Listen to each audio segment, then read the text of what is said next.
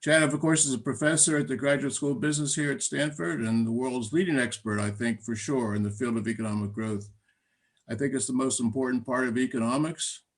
It's more important now than ever.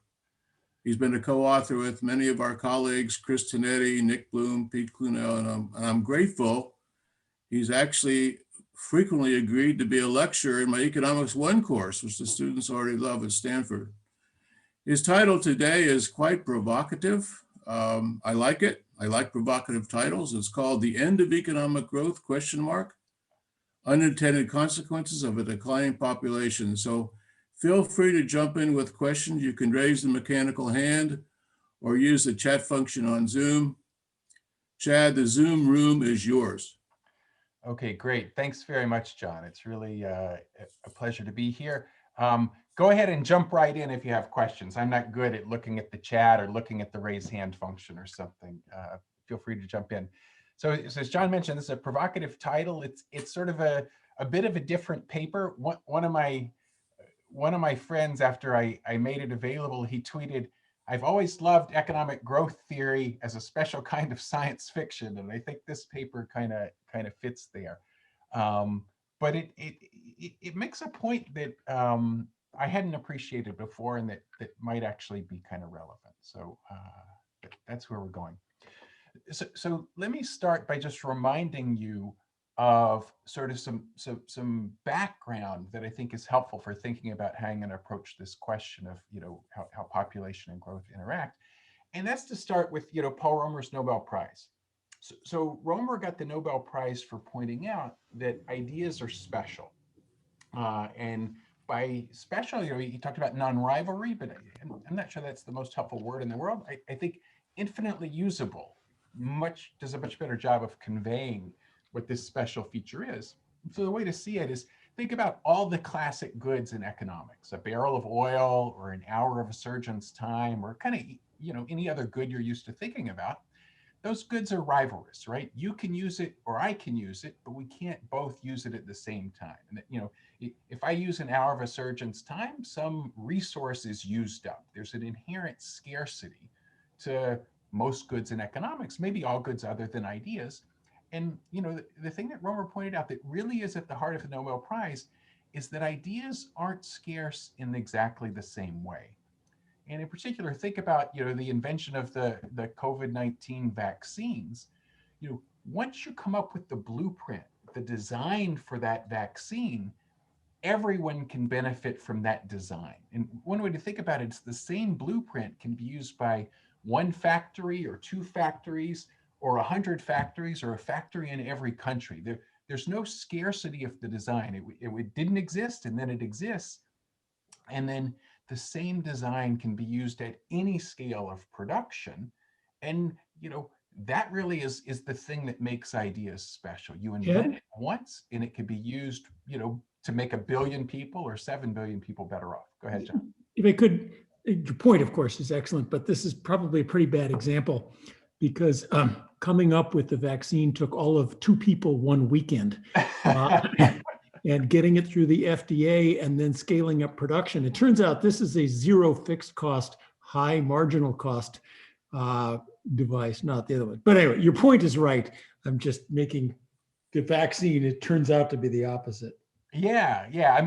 Maybe once the FDA certifies it, everyone can use it. Yeah, there's all sorts of regulation. And another way of thinking about it is, while the goods, the ideas, an idea like the design for a vaccine is not scarce technologically.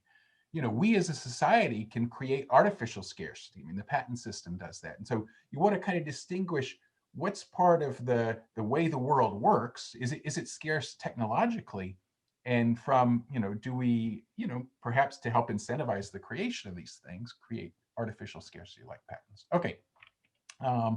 But that's the key difference between ideas and everything else. And so what that means is that more inventions make any number of people better off, right? We go from having no COVID vaccine to having a COVID vaccine, and then subject to some very important costs that John was highlighting, 7 billion people are going to get the vaccine, and we're going to solve this thing. And so the invention is infinitely usable or infinitely scalable.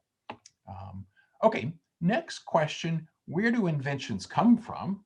And I think, the basic answer to that question is people, researchers, inventors, at its heart, people. And so what kind of the Romer framework means is that the more people you have around, the more Thomas Edisons and Jennifer Doudnas you're going to have, the more ideas you're going to have. And because ideas are infinitely usable, each idea makes all of us richer, right? So more ideas makes all of us richer. And if you just connect kind of the ends of this statement, more people means we're all richer. More people means more income per person. And so there's this interesting link between the number of people and how rich each of us is, what income per person is, okay? And that's, absolutely at the heart of all of the sort of frontier models for understanding where economic growth comes from. Chad? Yes. Chad, Right, Jonathan. I've thought a lot, I spent a lot of time thinking about this, but it's not as simple as you say, because when you add people, they consume resources. Why is it automatically better? Why isn't it possible to add more people than there are? Because let's say you add 100 people and one of those person has an idea. Why is it obvious that that idea benefits the 100 more than the resources they're going to take up? Yeah. It's a good question. It doesn't absolutely have to work that way. It seems that it does work that way. So the kind of model you can write down, you can write down a model with, suppose land or oil is a requirement of production. And suppose there's a fixed amount of land or a fixed amount of oil. And so oil's an input, labor's an input, and ideas are an input. Let's forget about capital. It doesn't matter. You could include it, right? We kind of know because land is in fixed supply, that's a force for decreasing returns to scale. If you add more people, you have to go on lower quality land. On the other hand, the ideas are a source of, tending to push you toward increasing returns. And in some sense, it depends on which of those forces is stronger. Historically, if you want to understand the last 1,000 years of economic growth, people produce ideas and ideas produce people through some fertility thing. If that process on net is characterized by increasing returns, so the idea channel is more important than the land channel or the fixed resource channel, then you can get this sort of hockey stick pattern that you see over 1,000 years. I'll give you another version of this. That it's a great fact that I show every chance I get to talk about these issues, but I didn't bring it today. If you look at the price of oil, coal, copper, zinc, and aluminum, pick your favorite industrial commodities and create a price index, and look at that price index over the last 150 years. What does it look like? So, if you think about it, the 20th century is the century of industrialization. Our demand for coal and aluminum and zinc at the start of the 20th century was tiny. Our demand at the end of the 20th century was enormous. And so demand has gone up by tons. Supply of this stuff is fixed. There's a fixed amount of this stuff. And so what would you predict about the price? Well, the price should go up. And the question is, by tons or by many tons, 1 billion times, how much more expensive should these things be? Of course, you probably know the answer. When you look at the price of a broad basket of industrial commodities, the price has gone down by a factor of 5 since the beginning since 1900. So from 1900 to 2000, the price went down instead of up.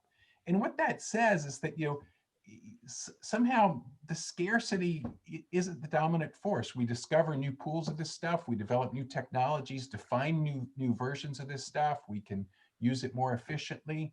So I think that you're right in principle. It could be, but in practice, it doesn't seem that that's the main force going Chad, can I ask another question about this Sure. last statement here? And a slightly different formulation is that more people in the right environment that allows Edison's to emerge is the critical thing. And I just wanted to get your sense empirically, is it just that we've had more people and that's what drives growth over the long term, or that the relevant thing is more people in the right kind of environment that allows ideas to emerge and flourish. It's not obvious to me which of those is empirically more relevant. Yeah, so absolutely. That it's not going to show up in what I'm talking about today, but in other work, I think that's very important. So probably my favorite way of saying it is if I take a growth model, kind of like the one I've just talked about, or the one I'm going to describe in more detail today, and I ask, do a growth accounting exercise since 1950 of where growth comes from. In the model I'm going to show you today, it's all due to this: more people gives you more ideas and makes everyone richer. But as an empirical statement, we kind of know we've got more education. We know we've, the fraction of the population that's researchers has actually risen quite dramatically. And, institutions have changed, and, changes in the allocation of resources. As a growth accounting statement, and then there's population growth. If you ask how important are those things, the population growth thing is probably like 20% of the growth that we've had since 1950, and all these other factors are 80%. So I don't want to claim as an empirical statement, this is the most important thing over any given period.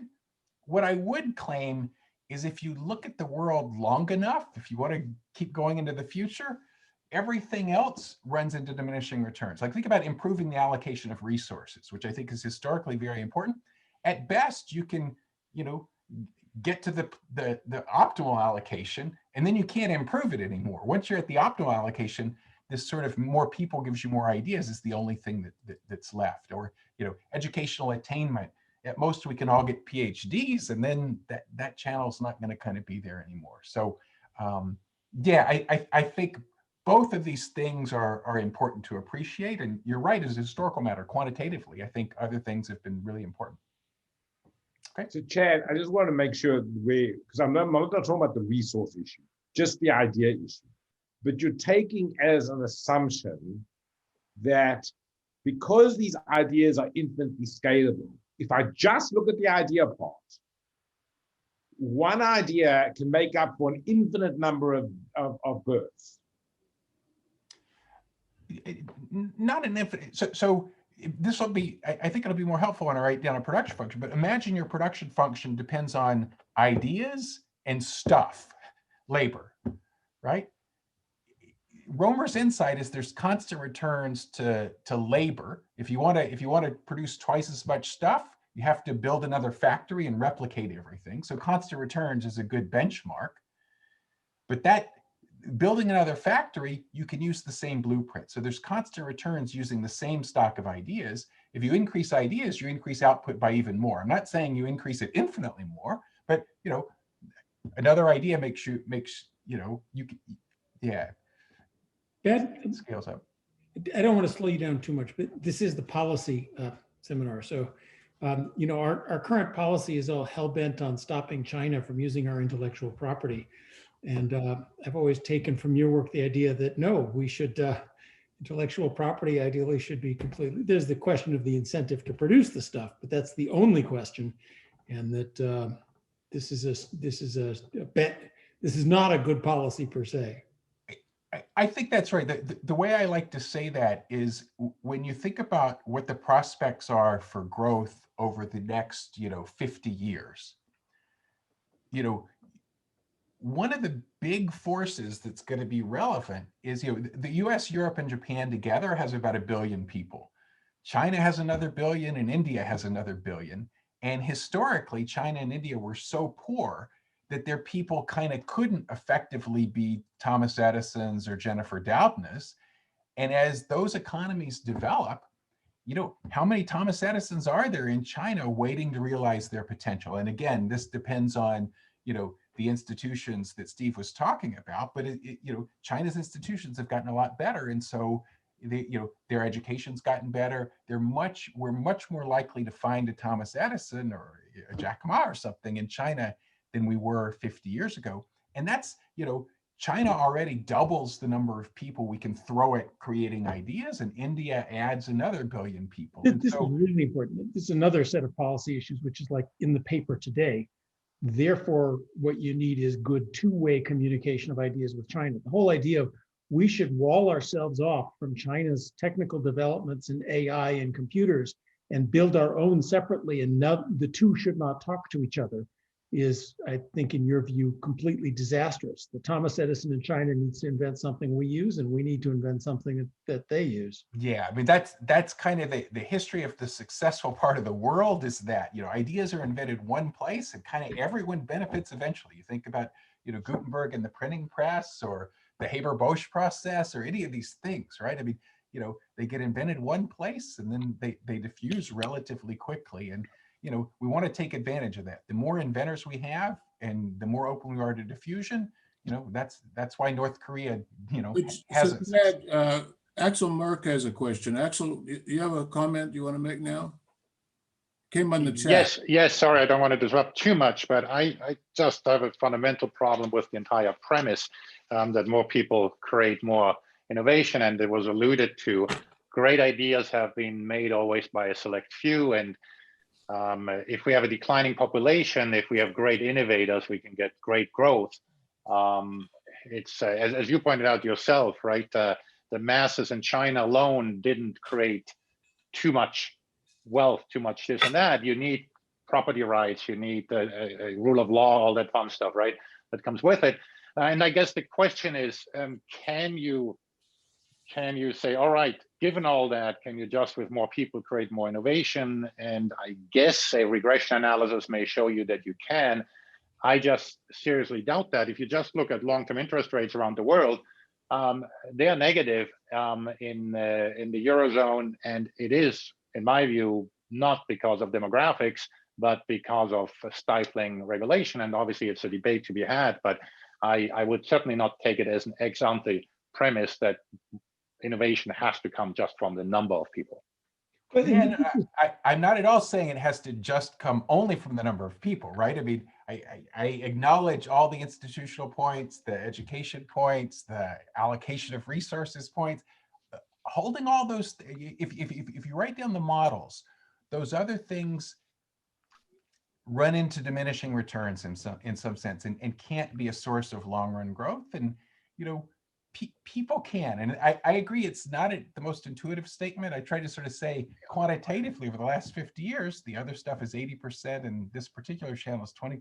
So I'm open to everything you're saying, but I think, you know, if you follow the logic very carefully, and I'll try to give you some intuition for it, you know, as things go on, this force is actually, there's something here and it's important. So Chad, this has to be the nub of the argument.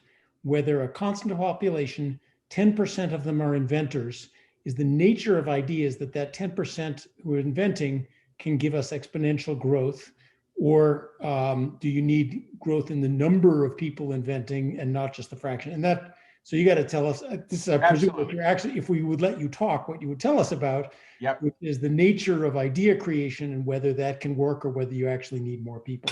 Yep, absolutely. So exactly, that's coming. And what I'm going to show you that's surprising is when population declines, both of those models work the same way. So that's coming. So the point is, so I think the state-of-the-art growth theory says this channel is really important. And now the question is, gee, what if population declines? So let me jump ahead. So, you know, people lead to ideas, and that's the ultimate source of growth. I think that's the right way to understand where long-run growth comes from. You know, many models work that way. Not all models. I'm not claiming everything works this way, but the ones that I think are basically getting at the heart of the matter, this is an important channel. And, you know, all these models typically assume population is either constant or growing exponentially. If you ask, historically, I think that's obviously a good description. What does the future look like? I would say the conventional view, and certainly my view before I kind of started on this project, is that world population was likely to stabilize at something like 8 or 10 billion people. Year and a half, 2 years ago, Bricker and Ibbotson published this book called Empty Planet, which suggests that conventional wisdom is actually wrong, and that maybe actually the future is one of negative population growth, a declining population, rather than a stable or growing population. And the evidence for that, when you look at it, is you're convinced this is something to take seriously, okay? And that is that high income countries already have fertility below replacement. We're already, in some sense, getting very close to this view. So here's the total fertility rate for a set of countries. And let me start with the table on the right. And obviously, this is a cross-section measure of how many kids does each woman have, right? And 2 is a magic number here, or 2.1 or something, right? If each woman has 2 or 2.1 kids, then population is constant. If it's more than that, population grows. If it's less than that, if each woman has on average 1.8 kids, like the latest number from the US, then actually over time, population declines. For the high income countries as a whole, the number is 1.7. For China, 1.7, Germany, 1.6, Japan, Italy, and Spain, 1.3 or 1.4. So a lot of countries around the world, in the high income countries as a whole, actually have fertility below replacement already. And so it's consistent with the declining population. And then when you look at the historical evidence, you're all aware of this at some casual level. India is a great example. In 1960, the typical Indian woman had 6 kids, and then 5, and then 4, and then 3, and the latest numbers are around 2.5. But if you look at this trend, it wouldn't be surprising if when we wait another decade, even India has fertility below replacement. All around the world, the trends have been pushing down, and there's nothing magic about 2. Everyone's just shot through the 2 kind of barrier and seem to be going below 2, okay? And so kind of the basic motivation for this project was kind of I knew about these growth models, and I'd never thought about what if population growth is negative. So let's think about this. What happens to economic growth in this large class of models that growth economists think is at least an important way to understand where long-run growth comes from? What happens if population growth is negative and population declines instead of rises? And the paper's divided into 2 pieces. So the first part says, suppose we just take the population growth to be exogenous. Let's just feed in negative population growth into these models and see what happens. And the surprising thing is you get what I'm going to call, in honor of Bricker and Ibbotson, an empty planet result. And the empty planet result is, in the long run, living standards stagnate. And since population growth is negative, the population vanishes. So living standards level off, they stagnate, and the number of people is falling. And eventually we just get this empty planet with, one less person living with a stagnant living standard. And what's striking to me is if you contrast that with the standard result from these models, which I'm going to call, a bit, provocatively, the expanding cosmos. Our standard models say exponential growth in living standards for an exponentially growing population. So this expanding cosmos is the typical outcome of many of our growth models. You fill up the world with people, living standards go off to infinity at an exponential rate, and Elon Musk, you can go to Mars if you run out of stuff on Earth, right? And so this is just a very different view of the world from the typical view. Okay. Then the second part of the paper says, well, and I don't want to hold you up too much, but sure. it does strike me as, again, making the same mistake. The people that said the world's going to fill up missed the endogeneity issues, and the people that now say the world's going to disappear, prices react, and fertility rates react to prices, and so that's why population growth isn't infinite, and presumably the same is true on the other side. Well, so hold that thought. I'm gonna take that point seriously. So the second part of the paper writes down an endogenous fertility model and asks, can this happen in an equilibrium? And it's going to turn out, yes, it absolutely can. The price forces that you're thinking about, I'm not saying it has to work this way, but it absolutely can work this way. Another way of thinking about it, when I say living standards stagnate, I'm going to show you they might stagnate at twice our current level. It's not that people become poor. It's not that we go back to living in the dark ages. Everyone's twice as rich as they are now. So the same forces that have led fertility to decline are likely to continue. This just sort of says maybe those forces don't turn around. Maybe they do. Maybe there's something else that steps in. But it's remarkable when you look at the data that, this is a pretty inexorable force, seemingly. Maybe not, but it's worth taking seriously, this possibility. That's how I think about it. Chad, we're still got to talk about idea accumulation. I think if I take this afternoon off and I can improve my productivity 10%, then we're fine. Yep. So, right? So there's got to be something about if I take the afternoon off and reprogram my computer, I can improve my productivity 10 units, but not 10%. No, you got to be careful, right? Because if you take the afternoon off and improve your productivity 10%, that's basically, if you can always do that, right? You spend an hour of your time and you get 10% more productive, then that's the Lucas model. And so I agree, if the world looks like the Lucas model, where everyone can just take their time off and invest in human capital forever and there's no diminishing returns, it could be. That's not the way people think about growth here. So let me get to the model though, because I'm going to. This is related to your observation that it's taken more and more people, more and more researchers to come up with the same ideas. So, which I thought what you told me is, look, John, empirically, it's just getting harder and harder to find those 10%. It's not 1 hour for each 10%. Yeah, no, that's true. The surprising thing is I'm not even going to need to assume that, and I'm still going to get my results. I'm going to show you, I'm going to do exogenous negative population growth in the Romer model that doesn't have, that looks more like what John started with. Okay, so I'm going to show you the Romer model, then the version of the Romer model that I like that has the ideas getting harder to find. Okay, so let me start out and show you Romer's result, and then I'll add negative population growth to Romer's model.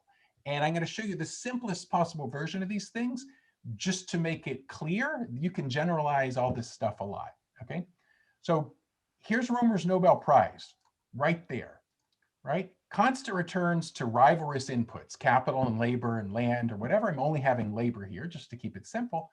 And increasing returns to land, sorry, to people and ideas, right? So ideas enter outside the constant returns because they're infinitely scalable. You could build 10 factories and use the same idea in every factory, okay? So sigma measures the degree of increasing returns to scale. Where do ideas come from? Romer assumes what John wanted, that each person can spend a little bit of time and raise their productivity by 10%, okay? And then Romer assumes constant population. All right, so what does that model look like? Well, we care about growth in income per person, right? So income per person is y divided by n, so that's just a to the sigma. And again, notice that the Nobel Prize is here. Each idea raises everyone's income. Each idea raises income per person here. And that's just crucial to the Romer view of the world and to my view of the world, okay? So the growth rate of income per person is proportional to the growth rate of knowledge. And Romer assumes the growth rate of knowledge depends on the number of people. And so there you go. You get constant exponential growth for a constant population. Now, historically, right, the population or the number of researchers was growing. And so the Romer model would actually predict that growth rate should be growing, and you don't see that. So you got to fix that, and that's coming. That's kind of these other models that I like. But let me pause here, just change one assumption. Let's just add negative population growth to Romer's model. And the same thing would be true in Grossman and Helpman or Aghion and Howitt, all these sort of original famous endogenous growth models. I'm going to say, rather than being constant, suppose the population falls off exponentially at rate eta. So think of eta as some number like 1%, right? So the population is declining at 1% per year rather than growing at 1% per year. Okay, you combine the second and third equations and you get this equation here, right? It says the growth rate itself is falling exponentially, and you can integrate that differential equation easily. You might know the answer. If growth rates fall exponentially, the thing's actually bounded, okay? So when you integrate it, you see, okay, the stock of knowledge is given by this law of motion, and as t goes to infinity, this thing disappears, and so you can solve for the upper bound. So in a Romer model with declining population, income and the stock of ideas, income per person and the stock of ideas converge to constants, okay? And those constants depend on initial conditions, Y0 and the initial growth rate and the rate at which population declines. And if population declines more slowly, you get to be richer, right? Because you've got more people producing ideas along the way. And so even in the Romer framework, you get this empty planet result. It's just we're running out of people to create the ideas. And it turns out that means living standards stagnate, okay? We just don't have enough people to get any Edisons, right? If you're down to 100 people, it's really hard to get the next Thomas Edison. Okay, now let me give you my version, right? Which has got the same, Romer's Nobel Prizes there. And now, as John was mentioning, when I look at the data, when Nick Bloom and John Van Reenen and Michael Webb and I look at the data, you look at Moore's Law. Moore's Law generates constant exponential growth in semiconductor productivity by throwing tons more people at the problem, right? It's not Romer. Romer would say you throw tons more people at the problem and the growth rate rises. No. To keep the constant growth rate inherent in Moore's Law, you have to throw more and more resources at those problems. And so those ideas, proportional growth rates are getting harder to find, right? And that's what this term builds in. Beta kind of indexes the degree to which it gets harder and harder as you move up the technology ladder. It gets harder and harder to make proportional improvements, okay? There's lots of empirical evidence that this is the way the world works, okay? At least relative to the previous model. When you guys did this, so right now we're in slowing growth because ideas are getting harder to find. Did growth start because we finally had enough population to get growth going? Do you guys get the beginning and the end of growth? So you get an S curve here? Yeah, I sort of mentioned in response to one, I think Jonathan Berk's question earlier, you can have this people produce ideas and ideas produce people, and that virtuous circle can get growth started. So if you want to simulate that model, people produce ideas and ideas produce people, it will give you the hockey stick. And if you put in a fertility process or something to slow down the ideas, give you more people, you can get the S curve. Okay, so let me feed in positive population growth first. Chad, Yes. does it matter what people's expectations are about population growth? So if I live during the Black Death and I think that population is going to be declining, that then changes my perception about how I should think about how many ideas are going to be generated? It absolutely could. Nothing I'm doing is gonna talk about that, because what you're saying is that people's expectations affect their behavior and might affect which industries they go into or which activities go into. That could happen. Nothing I'm going to write down is going to be nuanced enough to let that happen. But that's not to say it couldn't be important. Absolutely. Okay, so this is just to show you how the classic model works with positive population growth. The thing that causes growth to blow up in Romer, now it's going to work, okay? So we've still got Romer's kind of equation. Income per person depends on the stock of ideas, the aggregate stock of ideas. More ideas means more income per person. Where do ideas come from? In this model, ideas come from people, right? And the stock of ideas, if you wait long enough, is proportional to the number of people raised to some power, right? Growth is going to level off. And what this means is that growth in population gives you growth in ideas, and growth in ideas gives you growth in income per person, right? And so if you solve this model out, the growth of income per person is proportional to the rate of population growth, or the rate of growth of researchers. But in the long run, researchers and population have to grow at the same rate. And the degree of proportionality, gamma, is the overall degree of increasing returns to scale. So it just depends on some parameters. And n is the rate at which your sort of research input is growing. And so this is the expanding cosmos, right? Here we get exponential growth in incomes for an exponentially growing population, right? This is a nice world to live in. Well, what if you turn? Let me interrupt. Axel has another point to make. So Sure, absolutely. Yeah, no, I don't want to disrupt too much here. I'm still trying to warm up. Well, actually, I'm not trying to warm up. I'm just getting upset about the entire approach. I would say these formulas make sense when people don't innovate. then you need to throw more people at the problem.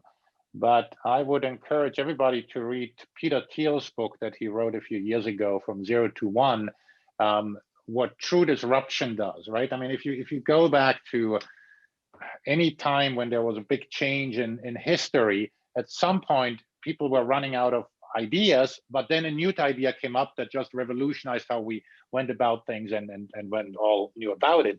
And while these formulas probably make, and the other point I was kind of putting there in the chat box is that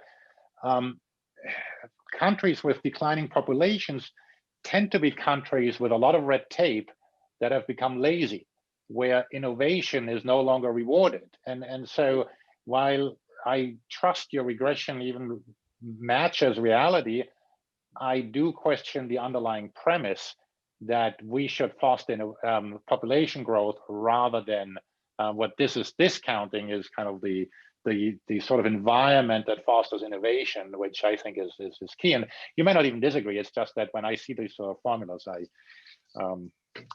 well, I can't stay quiet. Yeah, no. I don't disagree with, obviously, the environment that's conducive to innovation is absolutely essential, right? If people don't produce ideas, then none of this works.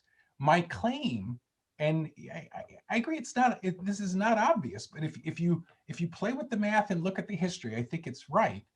My claim is that even if you've got all the right incentives to produce ideas, even if you've got the optimal allocation of resources, if you have a constant population, growth is going to come to an end. And look at the 20th century, all these breakthroughs that you want to talk about. The 20th century is when they all happened. What happened there? Growth was 2% per year, and population was growing like crazy. Look at the history of the world.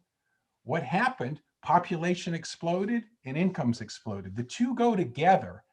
I'm, not a big fan of regressions in macro. Everything's endogenous, so it's hard. But yeah. Actually, I just want to clarify. Chad is assuming, let's suppose all of the institutions are as perfect as they can be. Then what are the limits to growth? And I think you're the first person to say bad institutions stop this whole process in its tracks. So, Yeah, Chad, my most cited paper is about that. So absolutely. There's some mechanical hands going up. Elena Pastorino, do you have a question for Chad and then Mike Boskin? Yes, I think Michael was ahead of me. Well, I just have an observation that I think this is terrific. I think it's over a very long period, it's a very important framework. But on decadal or generational scales, I think it might not be quite as appropriate for many reasons. One is ideas have to become something that actually increases something. And there's a long history of studies of this. The killer app that came about historically was often disassociated from what the ideas were originally intended to do. Edison invented the phonograph to help blind people. Legend has it he sued to prevent it from being used for the phonograph. A lot was lifting water out of coal mines, not steam engines or steamships. And Marconi's first transatlantic wireless transmission was to compete with the telegraph and point-to-point communication. It envisioned mass broadcast radio or cell phones, which are actually radios. So there's a lot of examples of that along the way. And there's also not much in here. I mean, obviously you have to simplify, and there's an alternative view in growth economics that is not as friendly to this Romer endogenous growth approach, even though that's become kind of popular. That would focus, if you're trying to get something where they're increasing returns to anything, would focus on embodiment or on Aerovian learning by doing and things of that sort. So you want to comment on any of that, or should we just say you're just going to focus on very long run and all that is assumed to be taken care of beneath the surface? Yeah, no, I like the way John said it, and I think this is consistent with what you're saying as well. This is a paper about, the next 2 centuries of growth. Think about it that way. It's not a paper about the next decade. It's a very long run perspective. Assume everything is perfect. So assume the best institutions, the optimal allocation of resources, put yourself in that world. And the thing that I'm doing is I'm trying to highlight, look, in that world, population growth is really important. And so this first picture that I began with that says, the world's one of negative population growth, that force could catch up with us and be important. But it's not to deny that lots of other things are important. And I'll leave it on my concluding slide. I think there are lots of other things that could be important for the next 200 years. This is not a forecast or to say this is the only thing that's important. It's more to say, here's something that all these models that we wrote down to understand the 20th century and to understand, the last 1,000 years of growth, they kind of have this prediction that population is a really important, driving force. And when you look at the data, it sort of says over the next, however many 100 years, that same force might be going in the wrong direction. So it's not to deny the importance of all these other things. It's just to sort of highlight, here's something we haven't thought of before that in our conventional view of understanding a lot of growth, it sort of says you might want to look at this thing. So Chad, there's more questions. If we go ahead, so Elena Pastorino and then Kevin Warsh. Thank you, John. Hi, Chad. I have a curiosity about the stagnation result with the in the exogenous fertility case. So it boils down technically, if I understand, to the fact that we have this differential, first-order differential equations that imply the solutions that are converging. I was wondering what kind of environment are we capturing with these assumptions on curvature? Because we could come up with production functions that deliver second-order differential equations growth, whereby one root could be converging, but one root could be deviant, and we could overturn this result. So it's built in, if I understand, in this curvature assumptions on the production function. So what's the evidence on it? What's your sense? What environment we're not really taking into account? Sure. No, that's a great question. This is why, let me go forward one slide and then come back one slide. So here I showed you the positive population growth case in the semi-endogenous model where I've put in, another curvature parameter. Now let me do the negative population growth case. This will sort of tie things together and then I can come back to your question. So, basically we've got the same ideas are getting harder to find because this a to the minus beta, and now change population growth from positive to negative. Now you've got this differential equation, and what it says is there's a second reason for growth to slow, right? We already have the declining population is slowing growth. Now ideas are getting harder to find, slowing growth further. And so you can integrate that differential equation and you get the same kind of result. Things are bounded. Income per person levels off to a constant that's determined by how big is increasing returns to scale, what are the initial conditions, and how fast is population growth slowing. Okay, what's interesting about this to me is, from the history of the growth literature, in the models that I was used to playing with, the Romer version of the world, this version, and my version of the world, where I have the ideas getting harder to find, those gave very different predictions, right? Romer's model says if you have positive population growth, growth explodes. My model says, no, once ideas are getting harder to find, even with population growth, growth can stay, you could get 2% growth for, the last 100 years. And so they give very different predictions. And I added a curvature kind of force, the way you're talking about. The interesting thing here is both of these models lead to the same empty planet result, right? And so the empty planet result is more robust in some sense than I would have thought, in that, you add the curvature parameter and it only makes things worse in some sense. It's not to say you couldn't create a differential equation where this wouldn't happen. If I make beta positive here, for example, if I say, it's a to the That's what I was thinking, exactly. Then you can get it. But, if you want to use models that we use to understand history, these are kind of the two types of models, and there's no evidence, like historically, the a to the positive beta would just blow up even faster over the 20th century, right? So it's not going to fit any historical data at all. So if you want models that are good at fitting the past, not even good is an exaggeration, but can help us understand and see what happened, these are the kind of models, and they both lead to the same empty planet result. So it's more robust than I would have thought. Is there another question, John? Kevin Warsh. Oh, great, Kevin. Thanks, Chad. Super helpful. So just wanted to get your take on a few intuitions that guys have covered on this call already. First, so John Cochrane said sort of jokingly at the beginning, well, two people over the weekend figured out the fix to the virus, but those are two people at the end of a stream of ideas around mRNA technology. And the virus and what they came up with will be a fix for a whole set of other population growing characteristics such that less people are dying. So first intuition is the stock of ideas generating more value, especially as we get to certain disruptive moments to the teal idea.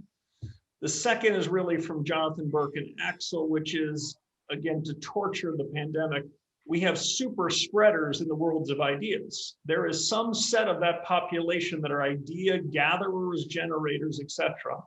And so if I were to take those two intuitions and add them together, wouldn't the answer to the question you asked be, as the aggregate population declines, is there something about that new population that makes them more likely to be super spreaders, even if the denominator is smaller? And if we think about what's the driver of fertility, we'd say at one hand, it's positive economics and wealth before it's negative economics and wealth. So the question that I sort of intuitively come to at the end of this is, what do you think we know about that smaller population that might make them more likely to be super spreaders on this base of knowledge that's been created? Yeah, great. No, that's an excellent question. I guess one way I would rephrase your point is, rather than talk about super spreaders, I think I'd want to talk about super inventors. So this is back to another thing, the spreading thing, like the diffusion of technology, I've kind of assumed it's instantaneous here. So I'm not worried about, an idea is invented in one place and it takes 100 years to show up, So I think I'd talk about super inventors. And I think it's a fair point that, as we get richer, maybe people spend more of their time inventing and less of their time working in the coal mine. And so, as we get richer, maybe if you added another factor, which is time in the coal mine and time producing ideas, maybe people can spend more time producing ideas. The problem is, at most we all have 24 hours a day. And so the more time producing ideas runs out. So, if you only have a million people, even if they all spend their time, 100% of their time producing ideas, you've just got a fixed sort of supply of people producing ideas. And so it can't kind of push things. What you really need in these models is you need to say the effective supply of inventors is growing exponentially. Right? If you want to do a Cochrane approach and say, well, even with one person, if they can invest in their human capital so that one person is effectively an exponentially growing number of researchers, that would work. But that basically builds in all the growth on whatever your technology is for making me exponentially more effective. And that's not an idea model. Yeah. So Tyler Goodspeed has a question. Tyler. Hey, thanks. Really interesting paper, and I guess just to build off what Kevin just asked. I mean, I think here's where economic history can bring some light to bear. In economic history, we have the Hagenal line, which is from roughly St. Petersburg down to Trieste, and to the west of that, we start to see the emergence of the Western European marriage pattern. People marrying later, sometimes not marrying at all, fewer kids. And I suspect, I think you mentioned that you didn't build in the quality quantity trade-off, but what we observed in economic history was that greater investment in individual units, basically. And so it's not as if, I wonder if it's not as though the inputs into this production function of ideas are indeed homogeneous, but could it be that if we have that greater investment in higher quality inputs into the production function, then we can get sort of a different dynamics? Yeah, no, that's a great question. That picks up on exactly, what I was saying in response to Kevin's question as well. Think about educational attainment. So educational attainment in the 20th century in the United States went from kind of 4 years per person to 13 years per person, right? An enormous increase. And if you think each year of education adds 5 or 7% to wages and therefore to per capita income, which is sort of a Mincer kind of thing, then if we add 1 year of education every decade, right, that's say 5 percentage points of growth every decade, or every year it's half a percentage point, 5 divided by 10. So of our 2% growth that we've seen over the 20th century, maybe half a percentage point per year came from this rise in educational attainment. So I absolutely agree that sort of, making people smarter and better is an important part historically of where growth came from. And it could be important going forward. The problem is, like, you look at educational attainment in the last 3 decades, it's flattened off, right? And at most, we can all get PhDs, or we can all spend 100% of our time getting educated.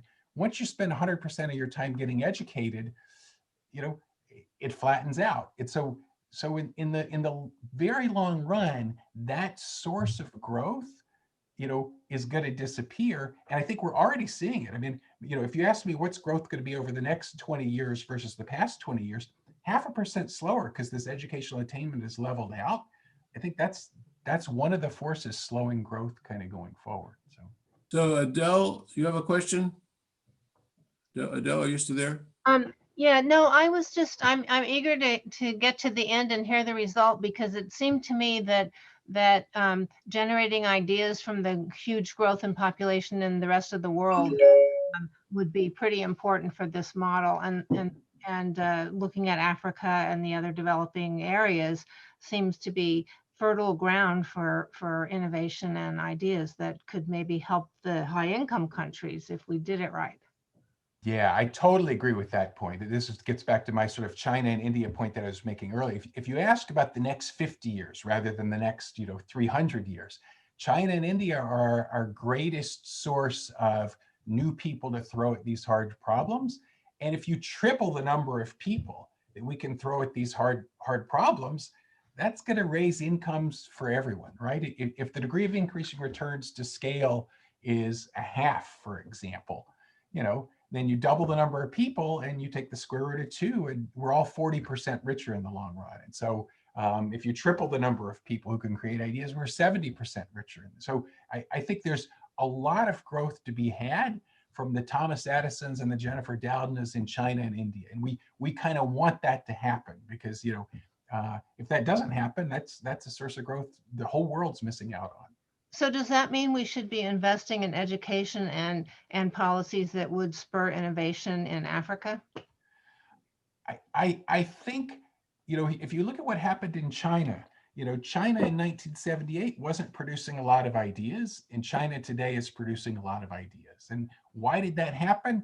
It happened because of institutions, right? It happened because China went from having a communist system for allocating resources to much more using markets. And so kind of using markets and property rights is absolutely crucial. And I think that, that would be we'd like that to happen all around the world, right? That's going to make everyone richer automatically. And then producing ideas is a benefit for the future. But, Africa could be a lot richer if somehow we could improve the institutions, and that would in the future help us all produce more ideas and be even richer in the future. So yeah. Jonathan Berk has a question, and then Rick Hanushek, and then we got to get back to Chad. Jonathan, yeah, I don't want to hold Chad up too long because it's getting late. The only thing I had is maybe you can do this at the end of the presentation, Chad, which is how much of the empirical work that you're basing the model on is just on the last 300 years.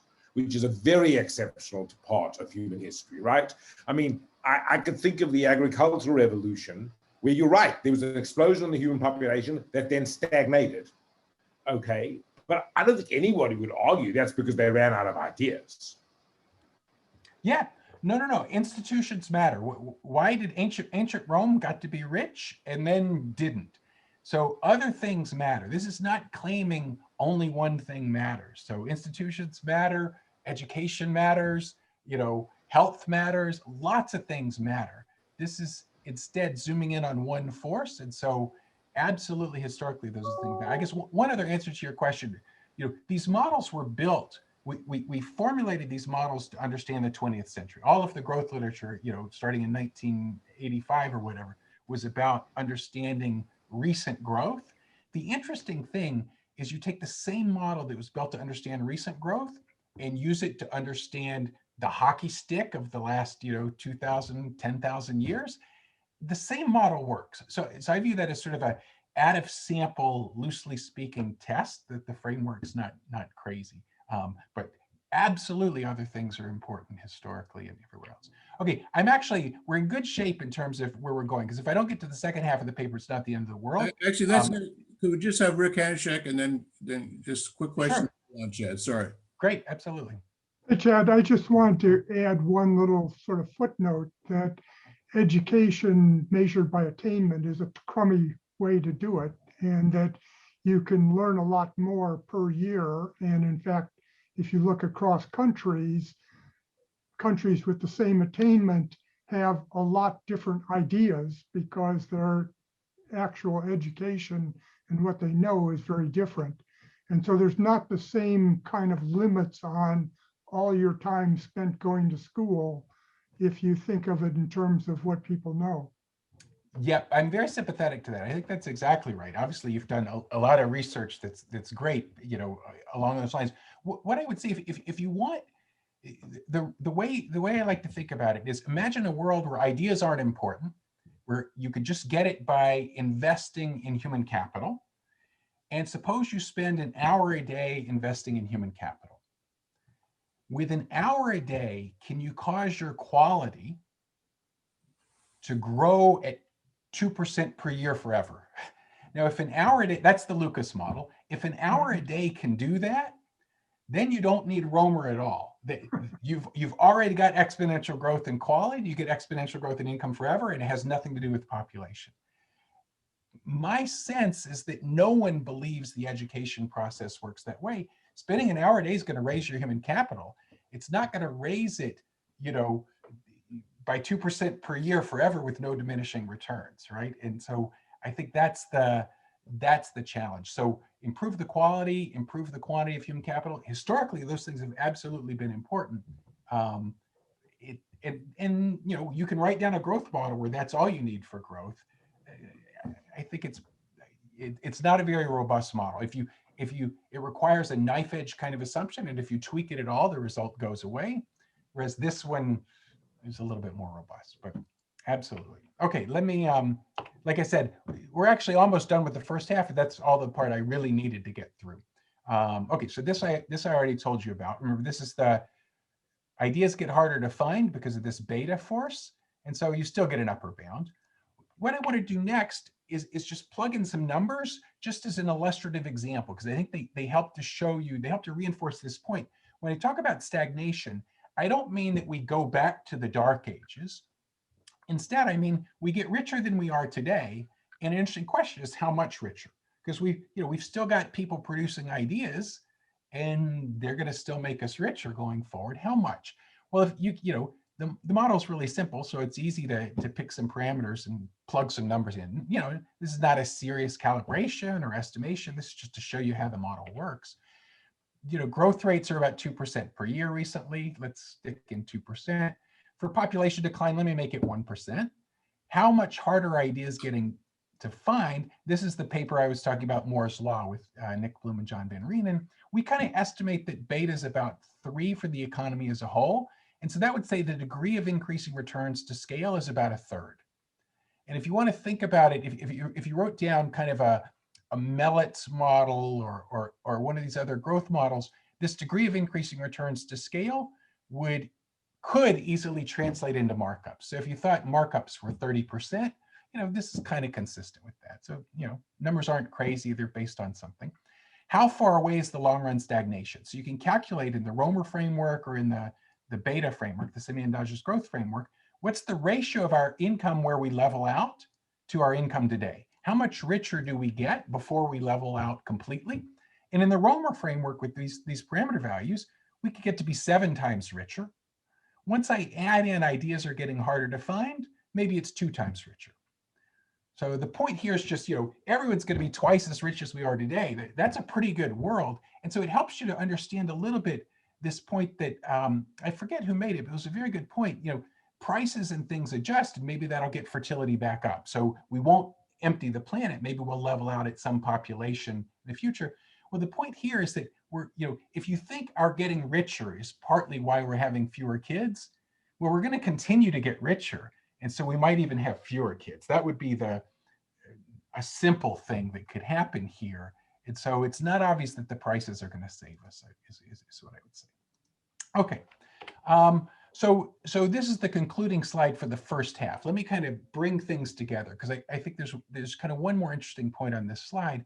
And that is, when you look at the history of fertility, all around the world, it's trended down. We used to have 5 kids, then 4, then 3, then 2, and now even less in rich countries. From an individual family standpoint, there's nothing special about above 2 versus below 2, right? Everything's continuous in in our preferences and everything else. There's nothing special at the microeconomic level about 2.2 kids versus 1.8 kids per woman. But from a macro standpoint, the distinction's absolutely crucial, because with 2.2, you get population growth forever. And because of these Romer forces, you get growth in income per person forever. If you're at 1.8, you empty the planet of people, and that leads, we don't get more Edisons and Jennifer Doudnas, and that leads living standards to eventually stagnate. And so, 2.2 versus 1.8 is the difference between emptying the planet with stagnating living standards and exponential growth in living standards and population, kind of as far as the eye can see. And so it's remarkable how a really small difference at the micro level turns out, when you look at it in these growth models, just makes a huge, huge difference. And so it seems worth taking seriously. Okay, so what I want to do now, so John, you should help me here. I'm happy to stop and we can have 15 more minutes of questions. My guess is that's probably a better way to spend our time. Actually, let me do one slide. Why don't you summarize a little bit, Chad, about what you're going to do? I think that'd be useful. Yeah. Let me take, because there is one point here that's kind of interesting. It's very subtle, and so let me see where. Okay, here's where I'll say it. This is not so good. So I build a model where people decide how many kids to have. Okay, so people decide on their kids to maximize their utility, and people have kids because they love them.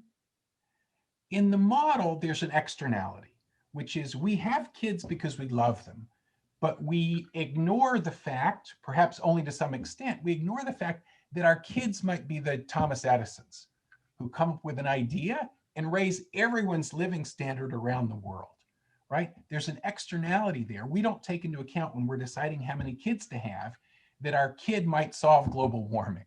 Right? And so in equilibrium, we have slightly fewer kids than would be optimal. Yes. So in your model, you're not considering whether people pay attention to how many other people there are around. I mean, animals have fewer when there's a lot of other animals around, and they have more when there's less around. And that would seem like a stabilizing force, but that's not in the model. I just wanted to say. No, my model is a standard economic model where people care about their utility that they get from consumption and having kids. And that's sort of, Barrow-Becker kind of, this notion that the number of people in the world enters my utility function. Yeah, that would change things. But well, if your kid has a whole 10 acres he can play on, that makes it more likely to have kids than if your kid has to live in the top floor of a 50-story apartment house in 1,000 square feet. Yeah, no, but that's in consumption, right? So that would be fine, I think. We could, that fits in the standard framework. It's this sort of, yeah. So I think if you care about it through economic goods and forces that we consume, I think that it's fine. Well, is there a feedback from number of people around you to number of children you choose to have? Seems like the crucial question to push us back towards 2 or not. Yeah. So what I'm doing in the second half of the paper, I should have been more explicit about this. I'm not trying to write down the most realistic model of fertility. Okay, there's a lot of fertility models out there, and I'm not an expert on them. and I'm not sure people agree exactly on what the right model of fertility is. The ones No, it's that not I've about right. seen, What's the long-term growth path? yeah, the ones I've seen don't have the force you're talking about, you know, in it in a broad sense. In a narrow sense, through consumption they do. Instead, I'm going to write down a model to illustrate my last point, and I'm kind of rigging the model to make it as clear as possible. The point would generalize. They're richer models that could include some of your forces where this point would come out. It doesn't have to come out. So the second half is another possibility, in it's another force rather than saying this is the way the world works. Okay, so the planner wants us to have more kids than we want, okay? Because the planner recognizes that our kids are going to produce ideas that raise everyone's income, all right? Now, the interesting thing that happens when you set up the model that way, two things. So first, I can write down an equilibrium model where population growth is negative. So the world we live in seems like population growth is negative. Can that happen in equilibrium? Surely it can. And you know, I verify that it can. So I can write down an equilibrium where that happens. Once you are in that world where parameter values are such that the equilibrium wants negative population growth, the surprising thing that can happen is in this last bullet point, that if we wait too long, if we stay with the equilibrium allocation, we wait too long to adopt fertility subsidies. In normal models, what you'd expect to happen would be, okay, we're in a bad situation if we don't subsidize fertility. And if we subsidize fertility, we move to a good situation. That's the way most models work. Turns out that's not the way this model works, and in a larger class of models too. If you wait too long, it can be too late, and even the planner can get stuck in the empty planet. And the reason for that is that it's sort of a subtle thing that, you know, the planner's optimal choice of kids depends on ideas per person, knowledge per person. And as population declines, remember, knowledge levels off, A converges to some constant, and N's declining. So A over N, knowledge per person, is rising, right? In this case, it's rising not because knowledge is rising, knowledge is leveling off, but the number of people is falling. So knowledge per person is getting big. So the idea value of an extra kid, because of diminishing marginal utility from everything, shrinks. We're getting saturated in ideas per person. And so the idea value of an extra kid shrinks. And so even though the planner wants you to have more kids, if you wait too long so that this X gets really big, then even the planner won't be able to, won't even want to get you out of the empty planet. So the empty planet, you know, you can get stuck there. All right, let me just conclude. So what I take away from this is merely a simple point that fertility considerations may be more important than we thought. I knew about the positive side of things, that more people means more ideas. I didn't appreciate that there's a decent chance that world population is going to decline rather than fall for the next, you know, couple hundred years. And if that happens, it has some remarkable implications for things, other things equal. So all the other considerations you guys have mentioned are totally valid. But, you know, this is a force toward stagnating living standards on an empty planet when we might all prefer to live in the expanding cosmos. And so something to think about. So other things are possible. So technology might affect fertility and mortality. Maybe we'll come up with technologies to let us not die. And then even if couples have one kid, that would still lead the world population to rise instead of fall. Evolution might favor groups with high fertility. The ultra-Orthodox Jews in Israel are kind of an example of that. And then finally, a very different force, but if you're talking about 200 or 300 years, that might be relevant. What if you don't need people to produce ideas? What if we can automate the production of ideas so that machines, AI, can produce ideas? Then, you know, then the future looks much rosier, at least if the AI doesn't kick us out. Anyway, that's a good place to stop. Okay, thanks, Chad. There's some questions which we can end with. Tim Kane has a question, and Tim? Yeah, thanks. Chad, love the paper, love all your work. And I love the way you sort of summarized too, Romer and Lucas going through this. I was going to ask you about AI, and then you hit at your last point, because you're assuming your idea creating population is in the meat space, and that it's the same population as consumption. And they're really, I think those are two different issues. So maybe you could talk about that a little bit more. I'd like to hear, rather than just sort of a question mark at the end, because I bet you made that model, and I wonder what it looks like. And then secondly, I do wonder a lot, Chad, about, I think we've almost made this Malthusian mistake that we can continue to consume more in your sort of infinite cosmic model. And I look around and I think, how much happier can people get? Now, I know there are riots and protests, but at some point, we all know some billionaires too, right? It's like they watch TV at night, they're watching the same movies that I am. You can only get so healthy, consume so much. Is there sort of a limit to consumption? Instead of thinking about it as a limit to growth, just a limit to consumption. I know John doesn't like the question, but I really wonder about it. You can get infinitely healthier. Yeah, exactly. We can live a long time, and that would be a good thing, even if you're saturated on a daily basis, which some of my stuff on health spending as a share of GDP, I'm saying there's lots of diminishing returns to consumption in our standard utility function. Our standard utility function that John uses to price assets, c to the 1 minus gamma over 1 minus gamma. If gamma is bigger than 1, which is the standard view of the world, utility's bounded.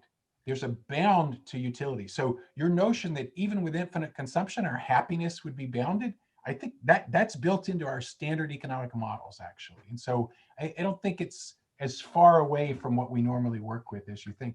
On the AI thing, let me make a remark about that, because that's a great point to expand on. So I have a paper with Philippe Aghion and Ben Jones it's in a conference volume for the NBER on AI and growth, where we basically just kind of wrote down models like Daron Acemoglu's model of automation and think about, what if you could automate the idea production function? What happens? And sure enough, you can get explosive growth. You can get infinite income in finite time. I mean, it's very easy. I would say, if anything, the puzzle to me, and I think the puzzle in the automation literature is, automation's been going on. The economic historians here will tell us, automation's been going on for hundreds of years. That is the Industrial Revolution. It's the automation. And we've been automating things more and more and more. And yet, growth rates in the 20th century in the United States are remarkably stable at 2%. And if anything, seem to have slowed. So the surprising thing I would say is, so AI can get you to explode. The surprising thing is, we don't have that. You think about how we write research papers today versus how we wrote them 20 and 40 and 50 years ago. There's a lot of tools that we've automated that make us better researchers, right? So, the internet being an important one, or, word processing, computers, running a regression where you used to have to do it by hand in the bad old days. Chad. Our tools for research are a lot better. Luger has a question. Sure. Luger? Right, thanks. I think it's super interesting to see that here now fertility, or like population growth, is an important factor, and so we need to better understand what determines fertility, I guess, and then whether it is reasonable to assume that we are going to be below 2 for forever. And so I think historically, like, one of the main things that actually has been shown consistently to be important here is the like fertility quality trade-off. So what does it? So maybe we got down this far because whatever education, knowledge got so much more important, and so we invested more in each child and had fewer children. But if this peters off, wouldn't that endogenously lead us to get back to 2 or above 2 again? I don't know. Did you try to endogenize it that way as well? I didn't work too hard on that. I think that's absolutely an important thing to do. My intuition is that it doesn't help. That, basically we're still gonna want to invest in the quality of our kids. It's not that we're going to stop investing in the quality of our kids. And what we're doing today is investing a lot in the quality. And as we get richer, maybe we'll maybe we'll level off. Maybe we're happy with our kids all going to Stanford or something. But there's no reason to think that we would go back to having more kids. Maybe I see that. That's what I was thinking. Maybe well, we would, but it's not obvious at all that we would. I guess I would say. But you've got the right takeaway. The right takeaway, I think, is the first line, the first bullet point here, that we want to think much more about these fertility considerations, because they seem to matter a lot more than I would have thought. So I think we're just about out of time, Chad. I think we covered everybody who at least raised their hand once. So thank you so much. I have to say this Zoom technology was invented by somebody from China, but he lives 2 miles away.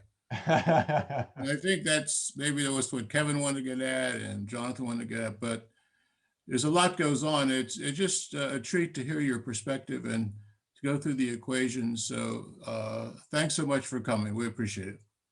Great. No, thanks very much, John. Thanks everyone for all the excellent points.